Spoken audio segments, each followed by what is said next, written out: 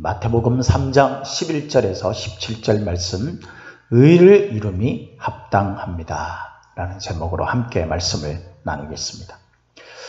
저와 여러분들은 성도입니다. 성도이면서 주님께서 거하시고 우리가 함께 믿음으로 주님의 몸을 이루는 지체들로 구성되어진 교회입니다. 교회. 성도와 교회가 이 세상에 존재하고 있는 겁니다. 성도와 교회가 무슨 목적으로 어떤 모습으로 세상에 존재해야 하는가는 매우 중요한 거죠. 정말 중요한 거죠. 왜 그렇습니까? 그것은 성도와 교회의 본질이고요. 존재 가치이기 때문에 그래요. 그것을 알지 못하면 우리가 교회와 성도로서의 어떤 그런 존재 의미가 없는 거라고 제가 수도 없이 정말 말씀드렸죠. 우리가 누군가, 나는 성도며 교회이다 라는 사실 우리가 분명히 알 때 교회와 성도로서의 삶을 살아가게 되는 거예요. 성도와 교회는 세상과 구별된 의를 이루는 존재이어야 합니다. 믿습니까? 왜냐하면 저와 여러분들은 죄인이 아니라 하나님께서 의인으로 인쳐주셨기 때문에, 우리의 신분은 의인이기 때문에 의를 이루는 자가, 의를 이루는 존재가 되는 거예요. 오늘 본문 말씀 15절에도 보니까 이렇게 말합니다. 예수께서 대답하여 이르시되 이제 허락하라. 우리가 이와 같이 하여 모든 의를 이루는 것이 합당하니라 하시니. 예수님께서 세례를 받는 과정에서 세례 요한이 예수님에게 세례를 베푸기엔 너무 자기가 소위 부담스럽다는 거죠. 자기 처지에 감히 예수님께 내가 세례를 어떻게 베풀겠습니까? 라고 이야기를 하니까 예수님께서 그렇게 하는 것이 의다라는 겁니다. 의고 이 의를 이루는 것이 너와 나의 할 일이다. 다시 말해서 우리의 합당한 일이다 라고 말합니다. 다시 말해서 의를 이루는 존재가 바로 이 땅을 사는 그리스도인의 삶이다 라는 거예요. 그러면 여러분, 우리가 오늘 본문을 통해서 성도와 교회의 존재 의미인 의를 이루는 것이 무엇인지를 한번 생각해 보자는 거예요. 그래야 우리가 어떤 삶을 이 세상에서 살아가야 되고 우리가 어떤 정체성을 가지고 세상을 우리가 그런 가치에 의해서 살아가야 될 것인가가 정해지기 때문이죠. 오늘 본문의 근거에서 의를 이룬다라는 것이 뭡니까? 우리가 첫 번째 살펴봐야 될 것은요, 11절 말씀에 보면 이런 말씀이 나옵니다. 우리 11절을 같이 한 목소리 읽도록 하겠습니다. 시작. 나는 너희로 회개하게 하기 위하여 물로 세례를 베풀거니와 내 뒤에 오시는 이는 나보다 능력이 많으시니 나는 그의 신을 들기도 감당하지 못하겠노라. 그는 성령과 불로 너희에게 세례를 베푸실 것이요. 사실 오늘 본문 말씀, 오늘 큐티 말씀이죠. 이 본문 말씀은요, 두 단원으로 나눠져 있어요. 그렇죠? 우리가 앞 단원은 우리가 1장부터 시작되는 세례 요한이 천국에 대해서 이제 이야기를 하면서 그 천국의 주인이신 예수 그리스도에 대해서 소개하는 장면이 바로 12절까지요. 1절부터 12절까지 그 단원이에요. 그 마지막 부분이 오늘 본문 말씀의 시작인 11절, 12절입니다. 그렇죠? 그 단원이고, 그 다음에 이제 13절부터 시작되는 단원은 뭐냐면은 예수님께서 세례를 받고 난 다음에 하나님으로부터 예수님이 어떤 존재인가에 대해서 인정받는 부분이에요. 예수님이 세례를 받으시고 난 다음에 소위 말해서 이 의를 이루는 이 합당한 일을 하시고 난 다음에 하늘로부터 어떻게 16절에 보니까 성령이 비둘기같이 내려 예수님의 위에 임하실 뿐만 아니라 하늘로부터 소리가 있어서 내 사랑하는 아들이요 내 기뻐하는 자다 라는 인정이 확증되어지는 그 소리가 들리는 그 부분을 기록한 것이 바로 13절부터 17절까지 이 두 단원으로 이렇게 나눠져 있는 거예요. 근데 왜 이 오늘 큐티 말씀을 이것을 하나로 묶었을까? 전 생각을 해봤어요. 그것은요, 우리가 의를 이루는 데 있어서는 이 두 가지가 있어야 된다는 거죠. 이 두 가지. 첫 번째는 물로 세례를 베푸는 것과 불과 성령으로 세례를 베푸는 것의 의미를 아는 거예요. 물로 세례를 베푸는 건 뭐고 불과 성령으로 세례를 베푸는 건 뭐냐? 그것을 알 때 우리는 의가 무엇인지를 알게 되고 그 의를 이루는 삶을 살게 되는 성도와 교회가 되는 겁니다.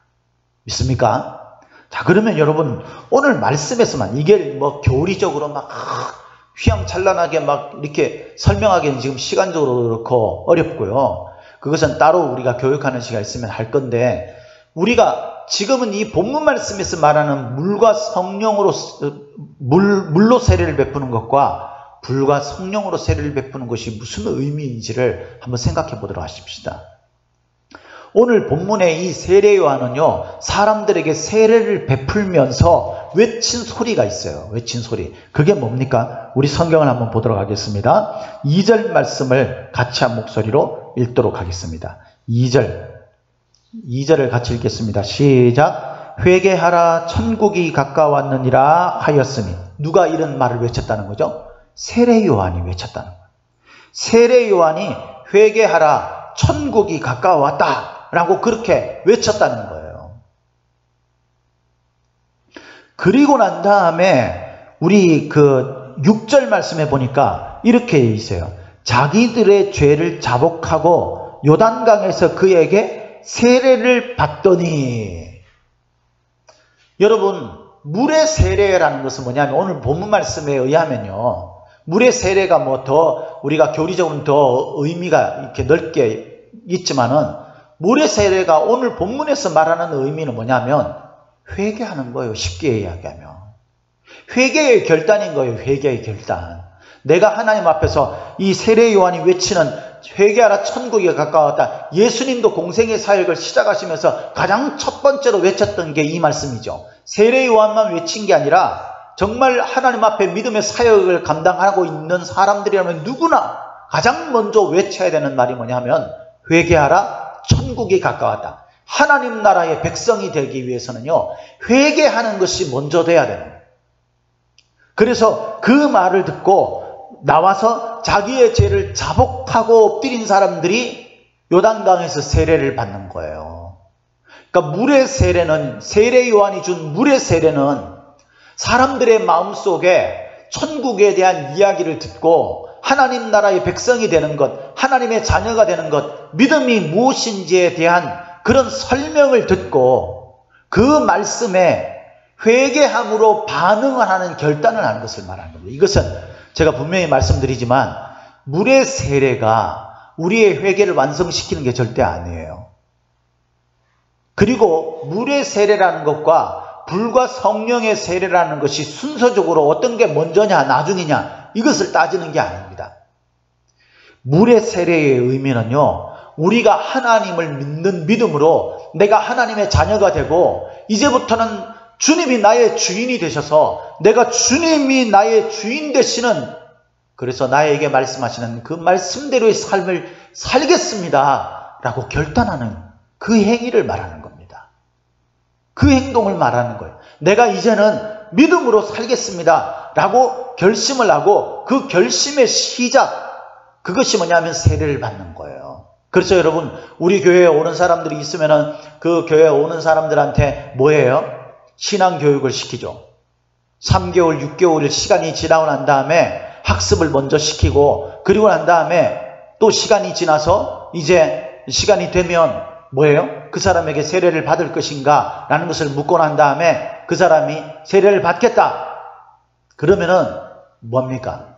교육을 간단하게 시키고 그리고 난 다음에 세례를 베풉니다. 이 세례를 베풀었다고 그 마음속에 예수님의 믿음에 대한 확정이 분명히 되어지는 그런 의미가 아니에요. 이것은 물의 세례는 물론 그것도 포함되는 것 때도 있지만요, 물의 세례는요, 내가 이제 믿음의 자녀가 되어서 믿음으로 한번 신앙생활 하겠습니다라는 결단이라고 여러분들이 생각을 하시면 오늘 본문에서 말하는 의미를 이해할 수 있는 거예요. 그래서 여러분, 회개하라, 천국이 가까웠다라는 이 외침에 따라서 내가 주님 앞에 회개를 하고 나는 천국을 맞아들이겠습니다 라고 결심하는 자들이 처음 이루어지는 것이 뭐냐 하면 바로 물의 세례라는 거예요. 결심을 하는 거예요. 결심, 마음의 결단. 그래서 여러분, 이 회개라는 것은요, 하나님 나라의 백성이 되고 우리가 하나님의 자녀가 되는 예수 그리스도를 믿는 믿음의 출입문과 같은 거예요. 회개는. 내 삶에 하나님을 믿는다고 말하면서 나는 회개한 순간이 한 번도 없다 그러면 여러분 그것은 뭔가 이상한 것입니다. 우리가 반드시 내가 죄인이구라는 것을 깨닫고 나의 죄를 하나님 앞에 자복하고 그 소위 회개라는 것을 우리가 하는 거예요. 그것이 바로 믿음이에요. 믿음의 시작이에요. 하나님은 성도들에게 예수를 통해서 죄와 악을 해결해 주시고 거룩과 영생을 약속하셨습니다.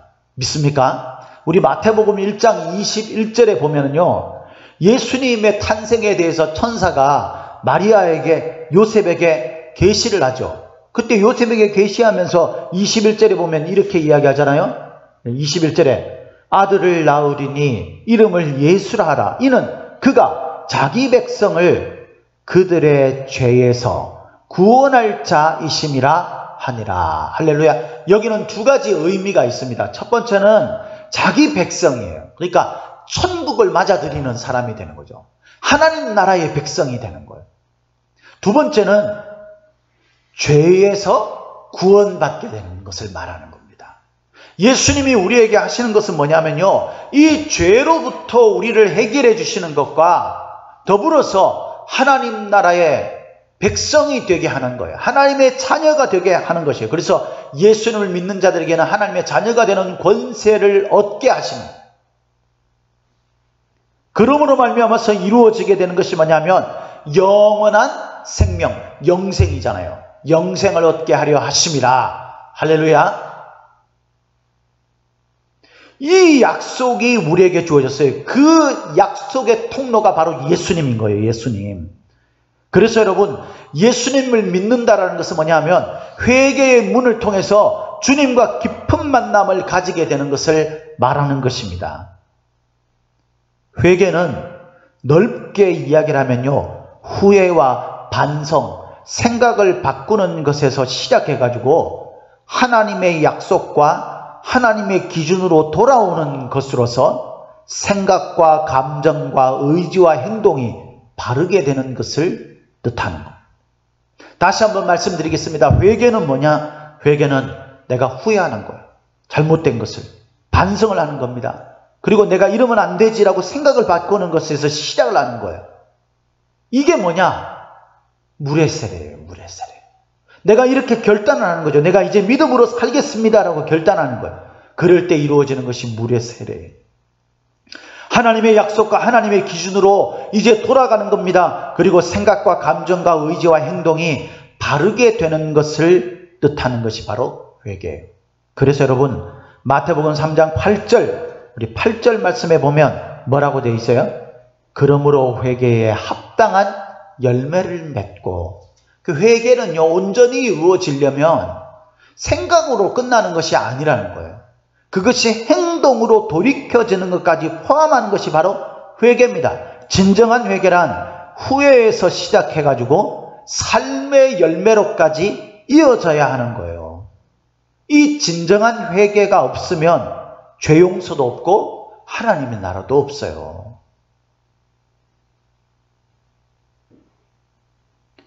어떤 사람이 한 직장에서 10년을 근무를 했습니다. 근데 이 사람은 자기가 이제 직장에 있으면서 몸살이면서 일하는 거죠. 그래서 그냥 적당하게 대충 뭐 창의력에 이런 것들을 괜히 내세워서 골치 아프게 그럴 필요가 없다고 생각하는 겁니다. 그냥 그렇게 해서 그냥 무사안일하게 그냥 10년을 직장 생활을 했습니다. 그러다 보니까 이렇게 소극적이고 불성실한 태도를 회사가 좋아하겠어요? 그래가지고 계속 진급해서 누락되는 겁니다. 계속 밀려난 거예요.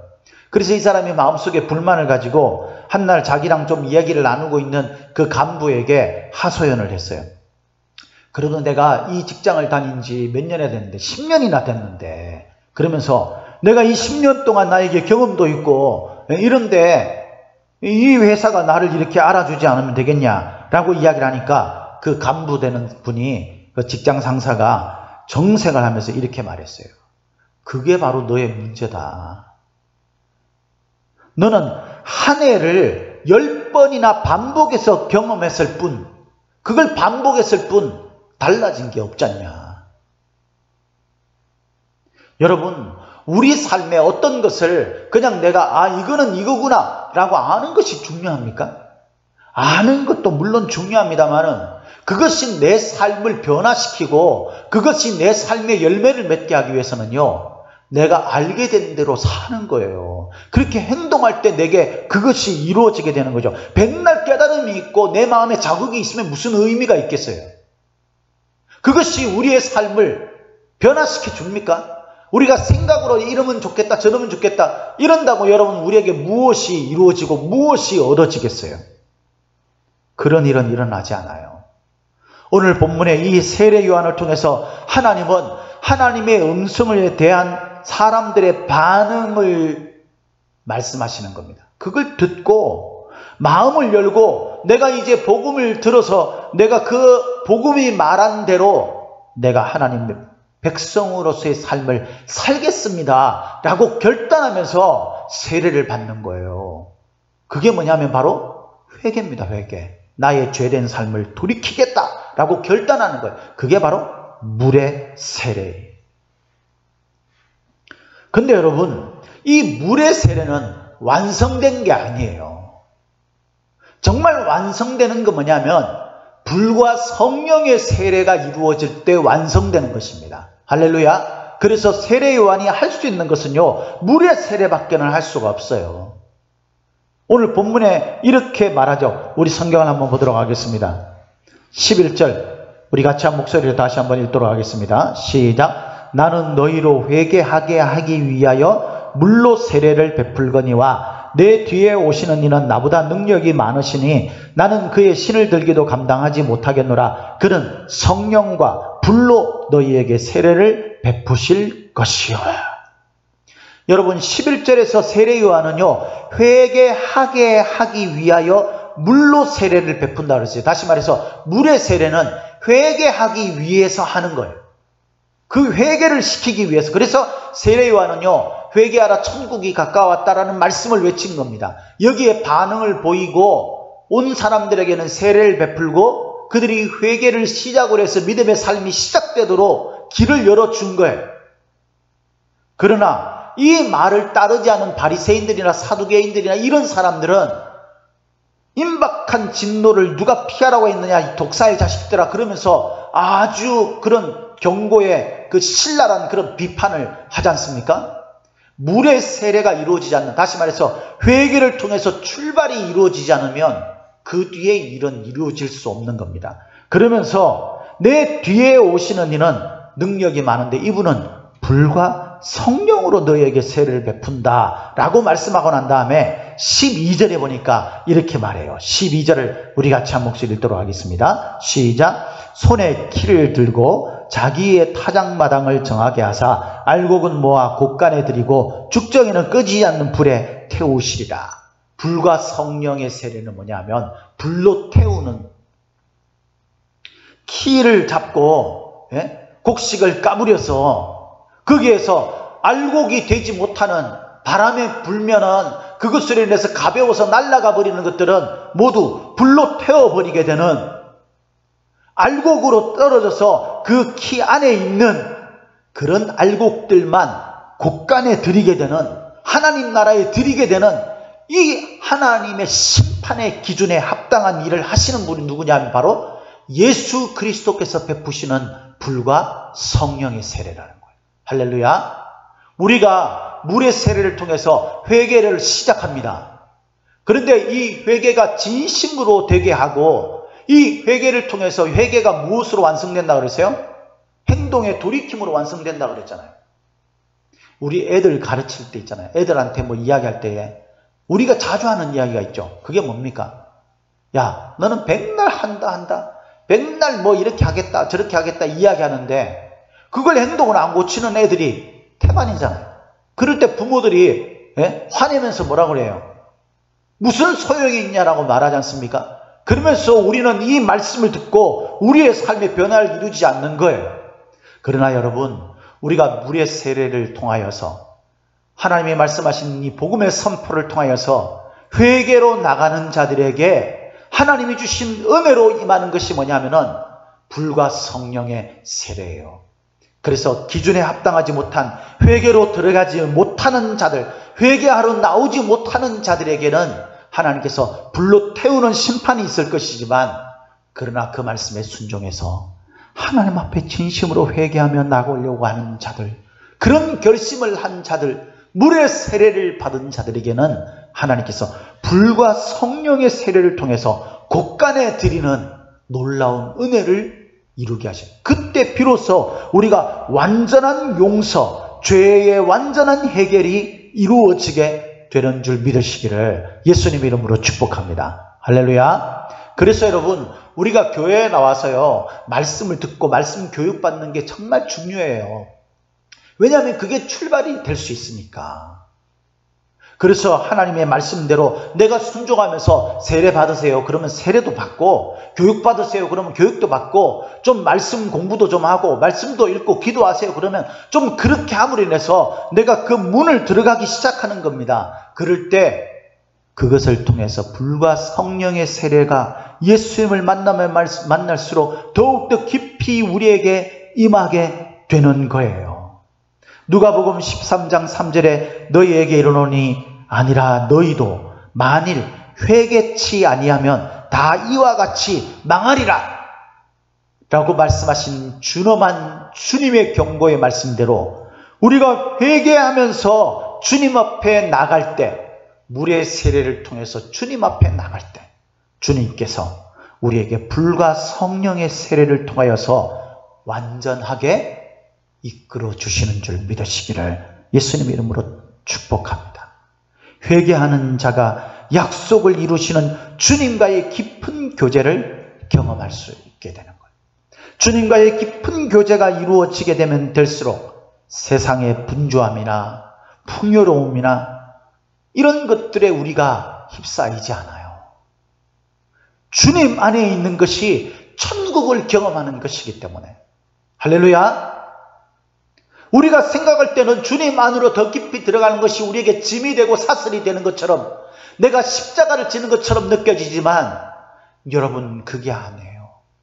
주님의 십자가를 지고 주님께 더 깊이 나가면 나갈수록 불과 성령이 우리를 온전히 완성시켜 가면서 비로소 천국의 기쁨을 맛보게 되는 거예요. 변화와 생명과 능력을 얻는 성삼위 하나님만이 주시는 세례, 그것이 바로 불과 성령의 세례입니다.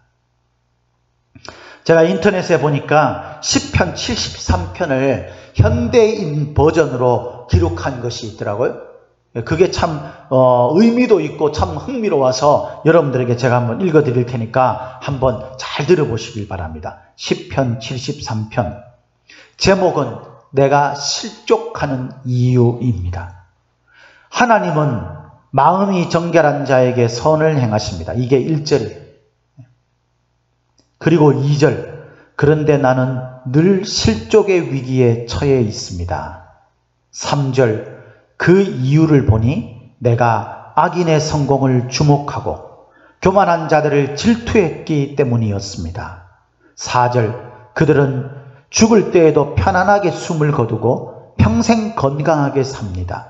5절, 다른 사람처럼 고난도 없고 갈등도 없고 불행도 겪지 않습니다.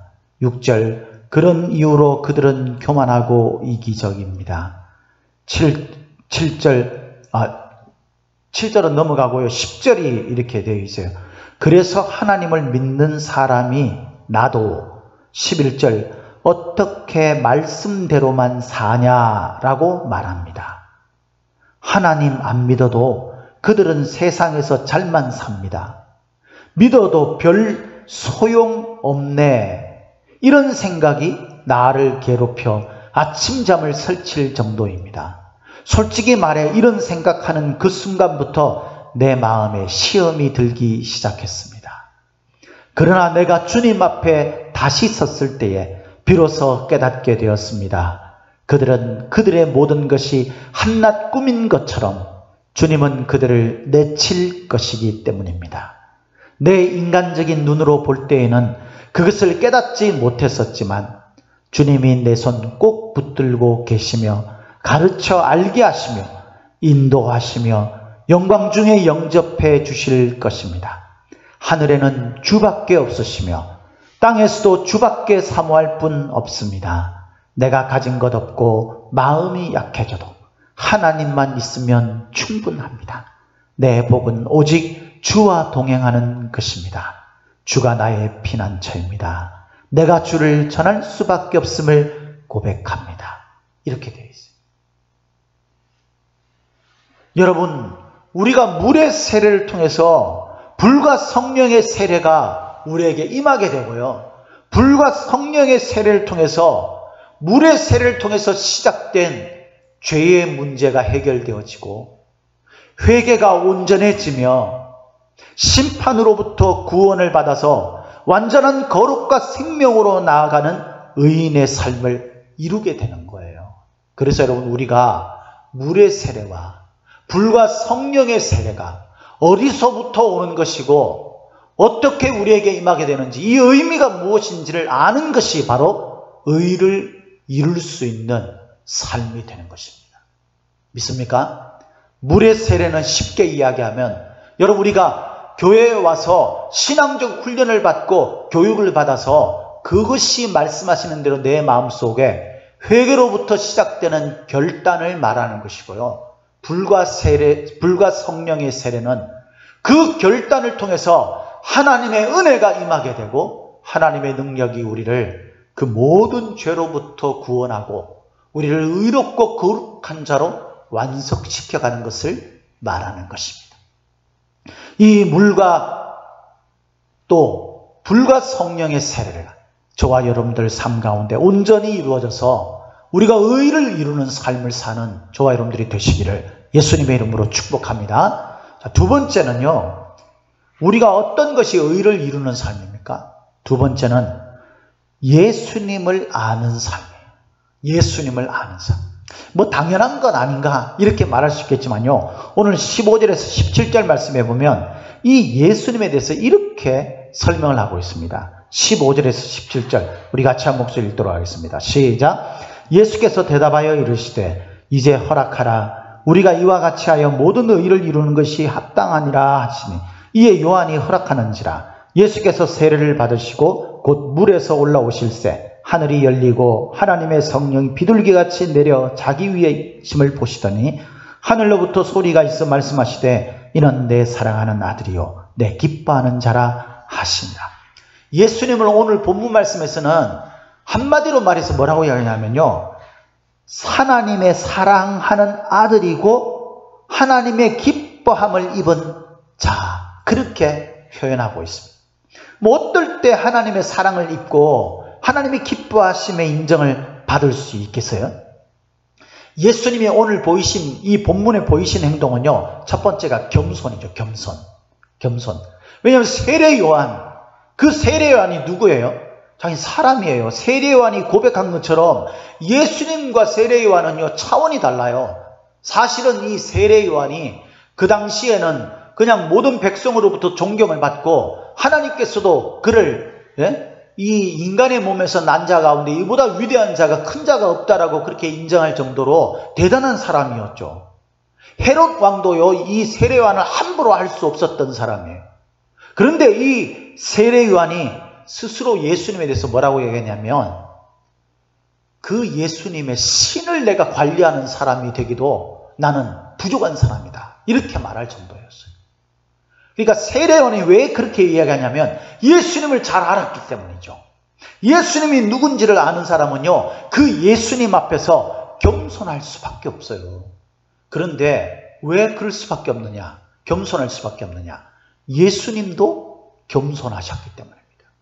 그 위대하신 예수님이 하나님이셨던 분이 사실은 세례의 주인이시고 세례의 제정자이신 그분이 스스로 세례 요한에게, 인간에게 세례를 받으셨어요. 이것이 어떻게 이렇게 이루어질 수 있습니까? 예수님은요, 오직 하나님 앞에서 겸손한 분이셨기 때문입니다. 그래서 예수님은 스스로를 말씀하실 때 마태복음 11장 29절에 우리가 너무나 잘 아는 말씀이 있지 않습니까? 뭐라고요? 나는 마음이 온유하고 겸손하니.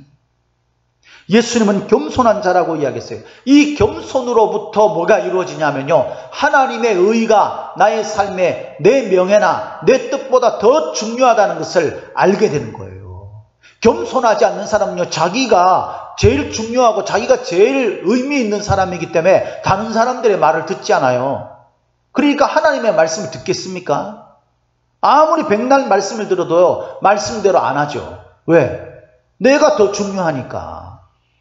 그러니까 여러분, 하나님의 말씀을 듣는 사람은 어떤 사람이냐면요, 겸손한 자인 거예요. 왜? 예수님의 성품을 닮은 자이기 때문에. 이런 자가 바로 불과 성령으로 세례를 받아서 그렇게 되는 거예요. 예수님은 겸손한 자입니다. 그래서 그 성자로서의 하나님의 뜻과 하나님의 의를 이루는 데에 자신의 삶을 온전히 드릴 수 있었기 때문에 하나님이, 성부이신 하나님께서 그 아들이신 예수 그리스도를 향해 뭐라고 하는 거예요? 이는 내 사랑하는 아들이고 내가 기뻐하는 자다. 아들이니까 당연히 아버지로서 기뻐하겠죠. 그렇게 인정할 수 있는 거예요. 그래서 여러분, 예수님을 안다라는 것은요, 우리가 두 가지를 아는 거예요. 크게 이야기하면 첫 번째는 예수님의 겸손을 담는 겁니다. 겸손하신 예수님을 내 마음속에 모시고 있기 때문에 나도 겸손한 거예요. 이 겸손한 자가 나타나는 특징이 바로 두 번째 이유인데, 예수님을 안다는 두 번째 이유인데, 그게 바로 내 뜻보다는 하나님의 의와 뜻, 그것이 더 중요하다고 여기는 자입니다.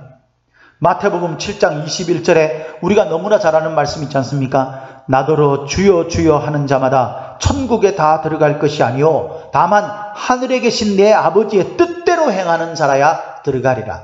천국이 가까웠다, 회개하라고 외쳤던 이 말씀에 천국에 들어갈 합당한 자가 누구냐 하면 하나님 앞에서 겸손함으로 하나님의 뜻을 더 중요하게 여기고 그 하나님의 뜻을 따라서 실행하는 삶을 사는 자, 그런 자가 바로 하나님을 아는 자, 예수 그리스도의 삶을 본받아서 예수님을 알기 때문에 예수님을 따라 사는 그런 삶을 사는 사람이 되는 거예요. 그래서 여러분, 이런 자가 바로 갈라디아서 바울이 1장 4절에서 말하는 것처럼 그리스도께서 하나님 곧 우리 아버지의 뜻을 따라 이 악한 세대에서 우리를 건지시려고 우리 죄를 위하여 자기 몸을 들이셨다. 이 말씀에 합당한 자가 되는 거예요. 죄의 문제가 해결되어지고 하나님 나라의 백성으로 들어가게 되는 그런 자가 되는 거예요. 이 예수님이 그것을 위해서 십자가에 자신의 몸을 드린 그것을 깨닫고 아는 자가 되는 겁니다. 예수님을 안다는 것은요, 바로 그런 예수님의 삶을 따라 사는 삶이에요. 하나님 앞에서 겸손해야 돼요. 하나님 말씀 앞에서 고집 피우지 말고 하나님 말씀 앞에서 순종하면서, 겸손이라는 것은 곧 뭡니까? 순종하는 거예요.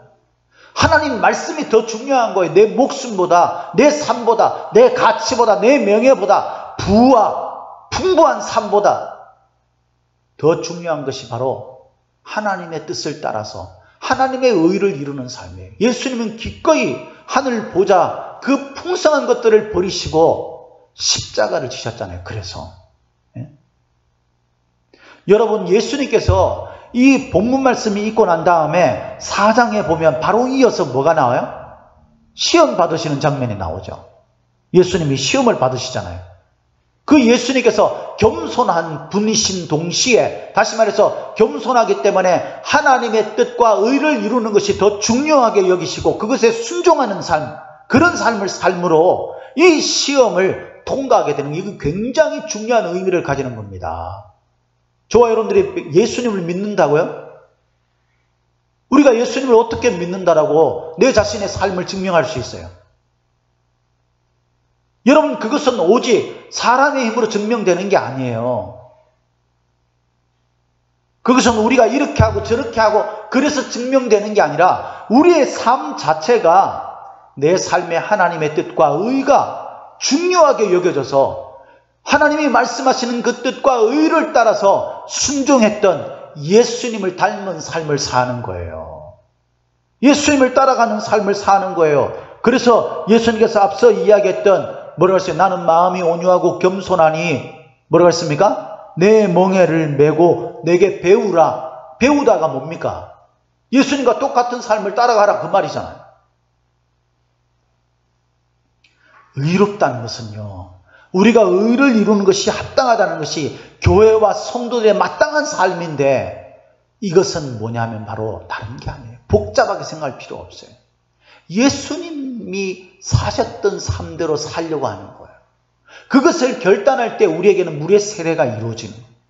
그것이 완성되어져 가는 단계 속에서는 불과 성령의 세례가 우리에게 임하는 거예요. 그래서 여러분, 우리가 백날 입으로만 내가 믿는다 말로 그렇게 하는 게 아니라 우리의 삶으로 그렇게 점점 주님을 향해 가까이 가는 삶을 살아가게 되는 거예요. 리차드 포스터 목사님이 쓴 심플 라이프라는 책에 보면 이런 글이 나옵니다. 철저한 순종에 관해서 이야기하면서 이렇게 말해요. 구약에서 얻은 단순성의 통찰은 철저한 순종이다. 아브라함이 아들 이삭을 바치라는 명령을 받았을 때 그때 그 점이 극명하게 드러난 곳은 없다. 하나님은 말씀하셨고 아브라함은 순종했던 것뿐이다. 긴급 대책을 세우거나 조건이나 구실을 달지도 않았다.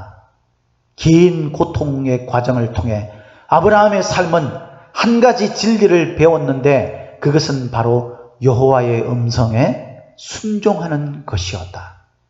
이 거룩한 순종이야말로 단순한 삶이 흐르는 도관이다. 철저한 순종은 우리의 궁극적인 충성을 하나님께 둘 때만 가능하다. 십계명은 우상 숭배에 대한 세 마디 짤막한 경고로 시작된다. 하나님보다 더 높은 충성의 대상이 모두 우상 숭배이기 때문에 십계명은 안 된다라고 외친다. 오늘 우리는 하나님만이 우리의 예배와 순종을 받으시기에 합당하다는 진리를 다시 들을 필요가 있다. 오늘날은 부의 우상 숭배가 판을 친다. 안식일에 쉬라고 명한 제4계명을 정면으로 위배하는 시대다. 좀 더 일하면 모든 사람을 앞지를 수 있는 상황에서 쉰다는 것은 지극히 어려운 일이겠지만 그래도 이 짐을 내려놓는 자유보다 더 기묘한 것은 없다. 탐심의 금령은 제10계명으로 죄의 한복판에는 내면의 소유욕이 있다. 소유 그 자체가 잘못은 아니지만 과도한 욕심, 내면의 강박, 무절제한 욕망은 죄다. 문제는 알코올 중독자들처럼 우리도 일단 병이 우리를 삼키면 그 병을 알아볼 수 없다는 것이다. 물질의 우선순위를 두는 순간 철저한 순종은 불가능하기 때문이다 그랬어요. 사랑하는 성도 여러분, 하나님의 말씀에 순종하는 삶, 그것은 주께서 말씀하시는 그 말씀이 나보다도, 나의 삶보다도, 내 명예, 내 이름, 나의 부, 소위 내가 추구하는 어떤 면에서는 행복보다도 더 중요하다고 여기는 그것에 내가 순종하면서 따르는 삶을 말하는 것입니다. 교회와 성경은요, 결코 여러분들에게 강압적으로 여러분들의 가정을 버려두고 교회에 와서만 충성하라고 가르치면 안 됩니다. 그렇게 할 수도 없고 그것이 하나님의 말씀이 아닙니다.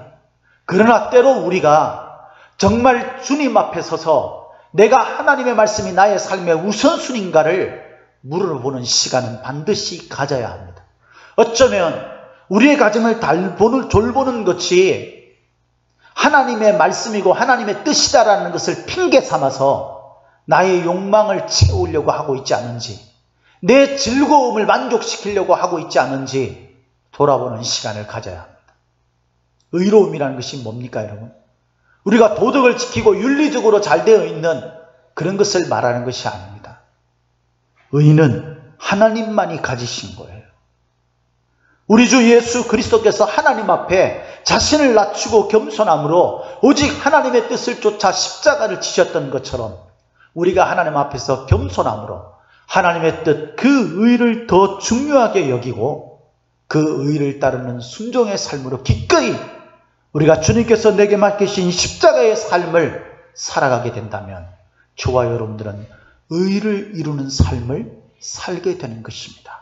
이런 자가 바로 예수님을 따르는 사람, 성도이고 믿는 자이고 물의 세례와 불과 성령의 세례를 받은 자입니다. 죄의 문제가 해결되어져서 하나님이 주시고 약속하신 천국의 기쁨을 이미 임한 천국과 앞으로 도래할 완전한 천국을 풍성하게 누릴 수 있는 성도라는 사실을 알아야 합니다. 사랑하는 성도 여러분, 우리가 믿는 예수님에 대해서 아십니까? 저와 여러분들이 주님께서 우리에게 가르치신 이 말씀의 의미들을 아십니까? 사실 우리는 잘 모르죠. 그러나 저와 여러분들이 하나님 앞에서 내가 회개하고 주님 말씀하신 대로 한번 살아보겠습니다라는 결단을 할 때 주님은 물의 세례뿐만 아니라 불과 성령의 세례로 저와 여러분들과 깊은 관계를 맺으실 겁니다. 그때 비로소 말씀이 말하는 의미를 알게 되고 말씀대로 살 수 있는 힘과 능력이 우리에게 임하게 되어서 기꺼이 하나님 앞에 순종하고 감사함으로 거룩과 의를 이루어가는 교회, 참된 성도가 될 줄로 믿습니다. 이 흑암의 시대에 믿음이 사라져가고 교회가 비난받는 이 시대에 저와 여러분들은 이 믿음으로 의를 이루는 것이 합당한 삶을 살아가는 저와 여러분들이 다 되시기를 예수님의 이름으로 축복합니다. 축복합니다.